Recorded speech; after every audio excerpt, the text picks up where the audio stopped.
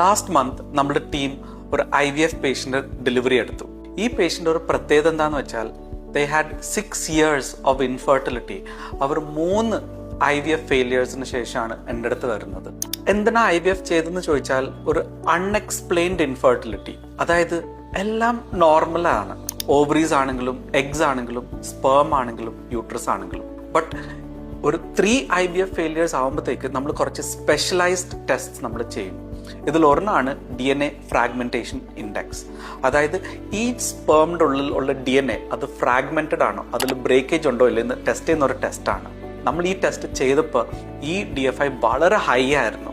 So നമ്മൾ എന്ത് ചെയ്തു, ഒരു 3 to 4 months ട്രീറ്റ്മെൻറ്റ് കൊടുത്തിട്ട് ഈ ടെസ്റ്റ് റിപ്പീറ്റ് ചെയ്തിട്ട് അതിൻ്റെ വാല്യൂസ് നോർമലിലേക്ക് ആയോ ഇല്ലെന്ന് നമ്മൾ കൺഫേം ചെയ്തു. വൺസ് അത് നോർമലിലേക്ക് വന്നതിന് ശേഷം നമ്മൾ IVF ട്രൈ ചെയ്തു. നമുക്ക് നല്ല ഭ്രൂണങ്ങൾ കിട്ടി.